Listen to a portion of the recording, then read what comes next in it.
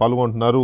TDP senior నేత SEEDAP chairman Deepak Reddy గారు ఉన్నారు. అలాగే హైకోర్టు అడ్వకేట్ ఉమేష్ చంద్ర ఉన్నారు. సిపిఎం సీనియర్ నాయకులు మాజీ ఎమ్మెల్యే గఫూర్ గారు కూడా మనతో చర్చలో పాల్గొంటున్నారు. తర్వాత కాంగ్రెస్ పార్టీ తెలంగాణ అధికార ప్రతినిధి కొనగాల మహేష్ కూడా మనతో జాయిన్ అవుతారు. ఒకసారి మా ప్రవీణ్ నుంచి అప్డేట్ తీసుకున్న తర్వాత చర్చలోకి వెళ్దామండి. Praveen, good evening. Good evening sir. Praveen, ఈ ఘటన అంటే ఈ ఫామ్ హౌస్లో pilot Rohit Reddy farm house Moinabad farm హౌస్లో జరిగినప్పుడు ఎగ్జాక్ట్గా ఎవరెవరు ఉన్నారు స్ట్రైట్గా, తర్వాత కొందరిని మాత్రం జైలుకు పంపి కొందరిని ఎందుకు వదిలేశారు టీడీపీ ఎంపీ మహేష్తో సహా? Yes sir. అయితే మొయినాబాద్ ఫామ్ హౌస్ కేసుకు సంబంధించి రిమాండ్ రిపోర్ట్ కూడా ఈరోజు మనం ఎక్స్క్లూజివ్గా ఏబిఎన్ ప్రసారం చేసింది. ఈ రిమాండ్ రిపోర్ట్లో కూడా చాలా కీలక అంశాలను పోలీసులు అయితే మాత్రం ప్రస్తావించారు. ఎందుకంటే దాదాపు 11 మంది ఆ ఫామ్ హౌస్లో పార్టీలో ఉన్నారు. అందులో ఒక మహిళ కూడా ఉన్నట్లు స్పష్టంగా రిమాండ్ రిపోర్ట్లో పేర్కొన్నారు. ముఖ్యంగా ఈ కేసులో ఈ 11 మందిలో 6 మందికి డ్రగ్ పాజిటివ్ వచ్చింది. ఎందుకంటే ఇటీవల కాలంలో తెలంగాణ రాష్ట్ర ప్రభుత్వం ఈ డ్రంక్ అండ్ డ్రైవ్ ఏ విధంగా అయితే టెస్ట్ చేస్తారో అదేవిధంగా డ్రగ్స్ సేవిస్తే వెంటనే పాజిటివ్ ఆర్ నెగిటివ్ చెప్పేటువంటి కొంత అత్యాధునిక టెక్నాలజీని ఉపయోగించినటువంటి కొన్ని ఎక్విప్మెంట్స్ తోటి ఇప్పుడు అప్పటికప్పుడే ఆ డ్రగ్ టెస్ట్ కూడా చేస్తున్నటువంటి పరిస్థితి. అక్కడ 11 మందికి కూడా డ్రగ్ టెస్ట్ చేసినప్పుడు కొంతమందికి పాజిటివ్ వచ్చింది, కొద్దిమందికి నెగిటివ్ వచ్చింది. అయినప్పటికీ వారి యొక్క రక్త నమూనాలు సేకరించిన తర్వాత ఎర్రగడ్డలోని ఒక ఆసుపత్రికి పంపించి అక్కడ పూర్తి స్థాయిలో బ్లడ్లో ఈ యొక్క డ్రగ్ ఉందా లేదా అనేటువంటి అంశానికి సంబంధించి ఆ రిపోర్ట్ వస్తుంది. కాబట్టి ఆ రిపోర్ట్స్ వచ్చిన తర్వాత ఫైనల్గా 6 మందికి పాజిటివ్ వచ్చినట్లు ప్రస్తుతం అయితే మాత్రం పోలీసులు గుర్తించారు. ఇందులో 3 నిందితులు మాత్రమే ఈ కేసులో రిమాండ్కి తరలించారు. ఈ 3 నిందితులు కూడా మనం ఒకసారి గమనించినట్లయితే మాజీ ఎమ్మెల్యే పైలట్ రోహిత్ రెడ్డి, అతని తమ్ముడు రితీష్ రెడ్డి, మరోవైపు ఈ కేసులో ఎవరైతే ఈ వెపన్ ఓపెన్ చేసినటువంటి వ్యక్తి ఢిల్లీకి సంబంధించినటువంటి వ్యక్తి, అతన్ని వ్యాపారి, అతన్ని కూడా ప్రస్తుతం అయితే 3 రిమాండ్కి తరలించారు. వీళ్ళని రిమాండ్కి తరలించడానికి కారణం ఏంటంటే వీరిపైన ఎన్డీపీఎస్ యాక్ట్తో పాటు వారు యామ్స్ యాక్ట్ కూడా పెట్టడం జరిగింది. ఆ సెక్షన్లు జోడించారు కాబట్టి వీరు 3 కూడా నిందితులుగా చేరుస్తూ వీళ్ళని రిమాండ్కి తరలించారు.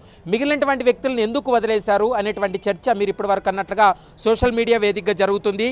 ముఖ్యంగా ఏపీకి సంబంధించినటువంటి టీడీపీ ఎంపీకి పాజిటివ్ వచ్చినా కూడా ఎందుకు వదిలేశారనేటువంటి చర్చకు సంబంధించి మనం గమనించినట్లయితే ఇటీవల కాలంలో ఎన్డీపీఎస్ యాక్ట్కి సంబంధించి కొంత సెక్షన్ల సవరణ జరిగింది. చట్టంలో కొద్దిగా సవరణ చేసినటువంటి సందర్భం ఉంది. మొదటిసారి డ్రగ్స్ ఎవరైతే సేవిస్తారో, డ్రగ్స్ సేవించి పట్టుబడితే వాళ్ళని ప్రస్తుతం తెలంగాణ పోలీసులు అయితే మాత్రం వాళ్ళని బాధ్యతలుగా చూస్తున్నారు. వాళ్ళకి నోటీస్ ఇచ్చి మరోసారి పునరావృతం కాకుండా చూసుకోవాలంటూ కౌన్సిలింగ్ చేసి లేదా రీహాబిలిటేషన్ సెంటర్కి తరలించి వాళ్ళకి వార్నింగ్ ఇస్తున్నటువంటి పరిస్థితులు ఉన్నాయి.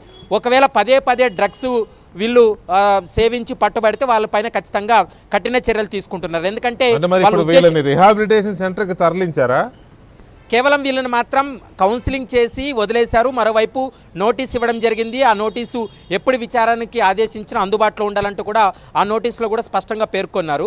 మరోవైపు రిపీటెడ్గా ఎవరైనా కానీ ఈ డ్రగ్స్ సేవిస్తే వారిపైన సేవించేటువంటి వ్యక్తులపైన కూడా కేసులు పెట్టి వాళ్ళని రిమాండ్కి తరలించినటువంటి సందర్భాలు కూడా కనపడుతున్నాయి. ఇక్కడ ఒక విషయము, రేవంత్ రెడ్డి ప్రభుత్వం వచ్చిన తర్వాత డ్రగ్స్ విషయంలో చాలా కఠినంగా ఉంటున్నాం అంటూనే ఈగల్ టీమ్ అని ఇవన్నీ చాలా యాక్టివేట్ చేశారు కదా.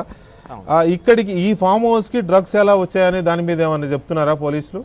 ఎస్ సార్, ఇప్పటికే ఆ అంశానికి సంబంధించే దాదాపు 2-3 గంటల పాటు ఫామ్ హౌస్లోనే ఈ 11 మందిని కూడా విడివిడిగా విచారించినటువంటి సమయంలో కొంత వాళ్ళు సమాచారం ఇవ్వకుండా పోలీసుల ఇన్వెస్టిగేషన్కి సహకరించుకోకుండా కొంత ఇబ్బంది పెట్టేటువంటి ప్రయత్నం చేసినప్పుడు ఇటు ఎస్ఓటీ ఈగల్ టీంతో పాటు మొయినాబాద్ ల్యాండ్ ఆర్డర్ పోలీసులు కూడా తమదైన శైలిలో అక్కడ డ్రైవర్ని, ముఖ్యంగా పైలట్ రోహిత్ రెడ్డికి సంబంధించినటువంటి వ్యక్తిగత డ్రైవర్ ఎవరైతే ఉన్నాడో అతన్ని పికప్ చేసి అతన్ని విచారించినటువంటి సమయంలో పైలట్ రోహిత్ రెడ్డి స్నేహితుడిగా ఉన్నటువంటి వ్యక్తి అతనిచ్చినటువంటి డ్రగ్గే నేను వీరందరికీ కూడా ఆ పార్టీలో అందజేశానని డ్రైవర్ ఫస్ట్ ముందుగా సమాచారం ఇవ్వడం జరిగింది.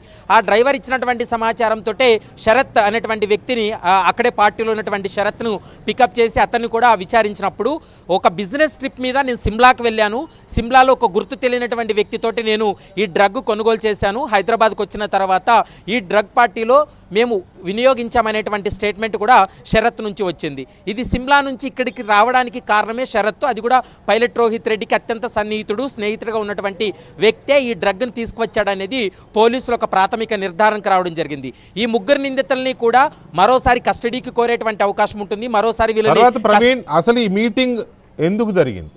డ్రగ్స్ సేవించడానికి జరిగిందా